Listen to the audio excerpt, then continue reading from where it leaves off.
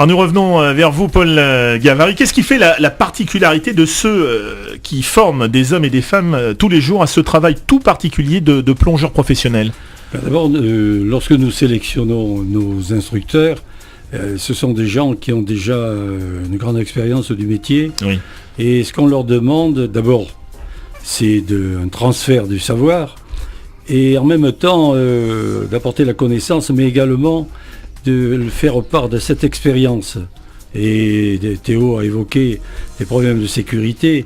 Le simple fait qu'ils aient eu également quelques incidents ou accidents font que les élèves se rendent compte que, j'allais dire, ce n'est pas la plongée parmi les aquariums ou les poissons rouges que nous avons l'habitude de voir.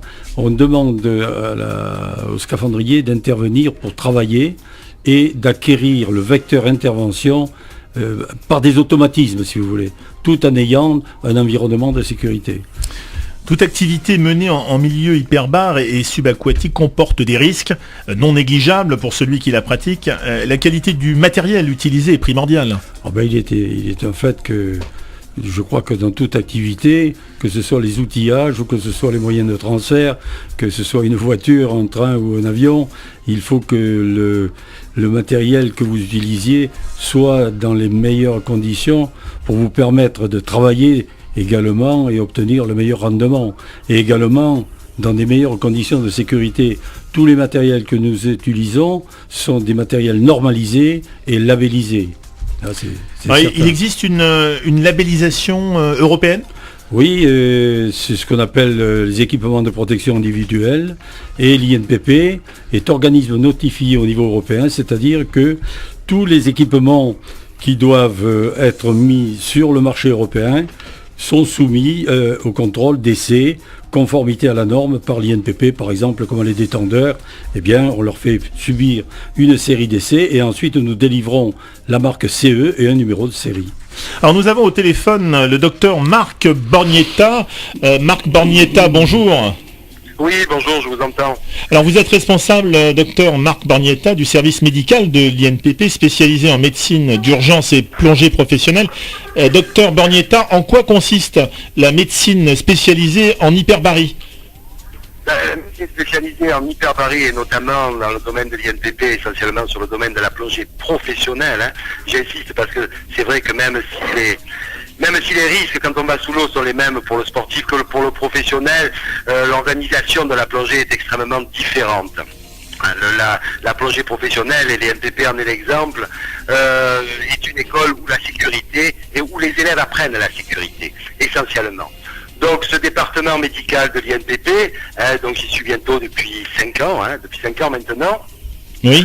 Va s'occuper de quoi exactement ? Va s'occuper de l'aptitude médicale des plongeurs professionnels, de l'aptitude des plongeurs professionnels qu'on trouve sur le territoire français.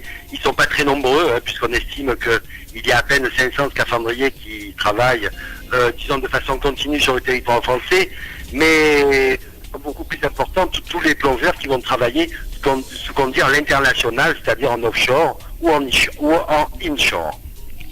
Et il faut savoir que maintenant, on est essentiellement sous façon de tout à fait gentil, sous l'égide d'un organisme anglais, anglo-saxon, qui s'appelle l'INCA, qui est, disons, une association qui assure un peu tout ce qui est sécurité, tout ce qui est le safety, comme appellent les Anglais, et qui gère ça au niveau européen. Et il règle toutes les règles de sécurité des chantiers offshore et inshore, tous ces chantiers qui travaillent sous les normes INCA, et également tout le côté médical, puisque cet organisme qui s'appelle l'INCA a un sous-organisme qu'on appelle le DIMAC, le Diver Medic Association Committee, et cette association dont je fais partie règle également les conditions d'aptitude que doivent avoir les scaphandriers à travers le monde. Et donc c'est pour ça que je vois en fait beaucoup de gens qui travaillent en international.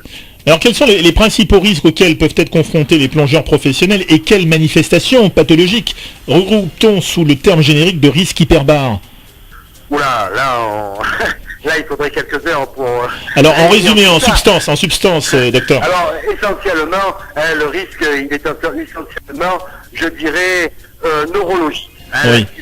qu'on fait, hein, je ne vais pas rentrer dans les différents mécanismes de l'accident de plongée, mais il est essentiellement neurologique, qui peut avoir soit une atteinte au niveau de la moelle épinière, Oui. hein, et donner ce qu'on appelle des paraplégies, soit alors avec des directs, hein, par effet bullaire, par effet de bulle tirée dans le cerveau.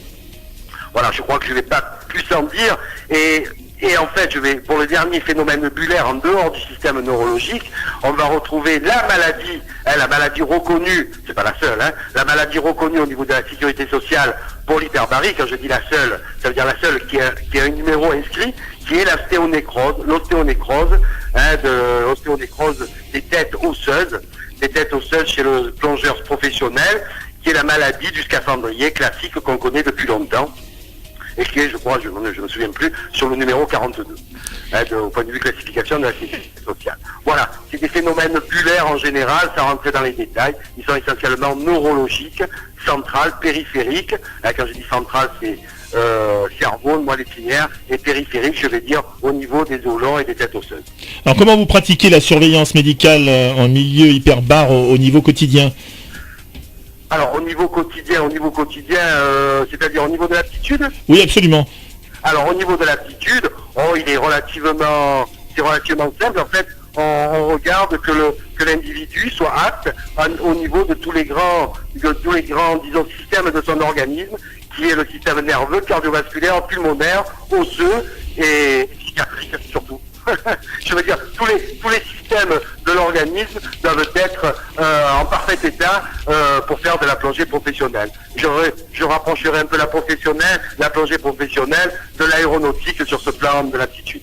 Dernière question, docteur Bornietta, petit conseil aux plongeurs qui vont s'aventurer cet été en mer. Quels principaux conseils vous pourriez leur donner ? Je crois que j'en donnerai 3. Oui. Hein, je crois que j'en donnerai 3. Tout d'abord, ne jamais plonger seul. Oui. Ne jamais plonger quand la météo ne le permet pas ou quand on est fatigué. Hein, je veux dire, il n'y a pas de honte à poser ses bouteilles sur le quai et dire non, aujourd'hui j'y vais pas. Oui. Et troisième conseil absolu, c'est jamais plonger sans avoir de l'oxygène à bord. Très bien. Parce que le traitement Oui. de l'accident de plongée, c'est avant tout l'oxygène. L'hyperbarie, le caisson dont on parle, c'est très bien, mais ce qui va sauver le plus souvent l'individu, c'est qu'il pourra prendre de l'oxygène à bord immédiatement. Très bien. Merci en tout cas, docteur Bornietta, d'être intervenu dans notre émission. À très bientôt. C'est moi, au revoir, à très bientôt.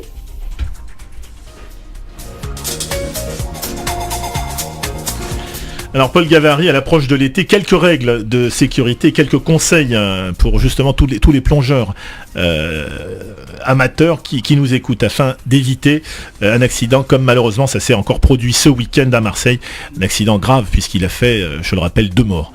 Moi j'ajouterai quelques conseils à ceux du docteur Bornietta.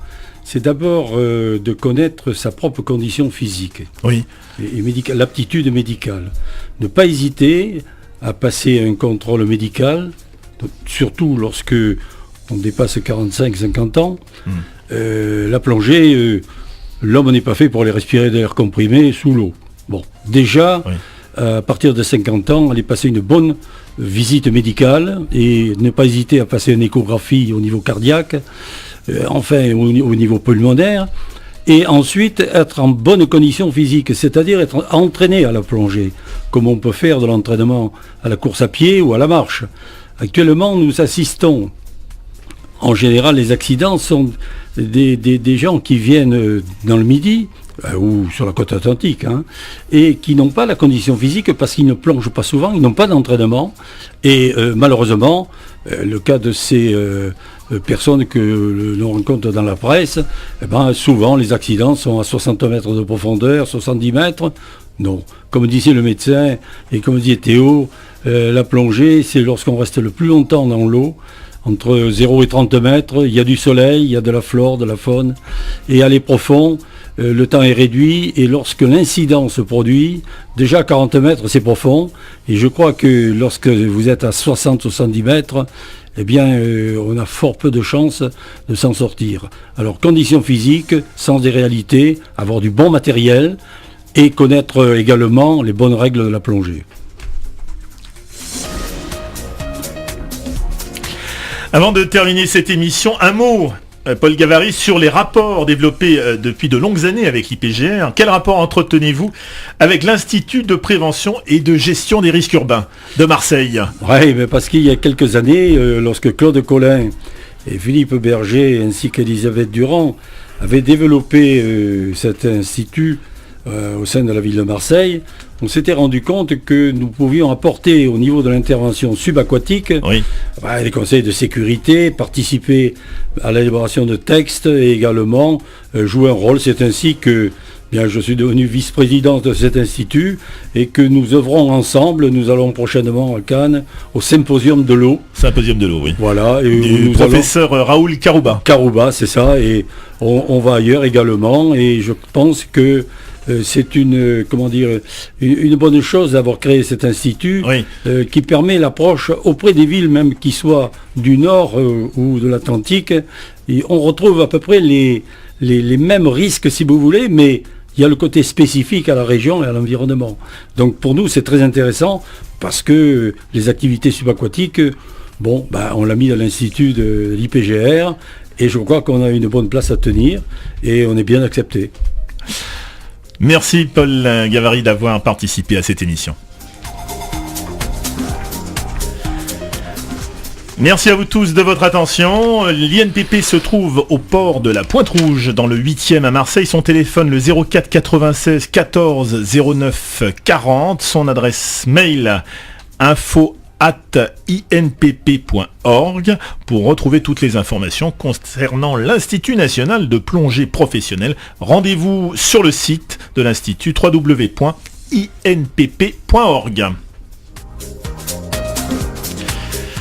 Et pour retrouver toutes les informations concernant l'Institut de prévention et de gestion des risques urbains, rendez-vous sur le site www.ipgr.fr.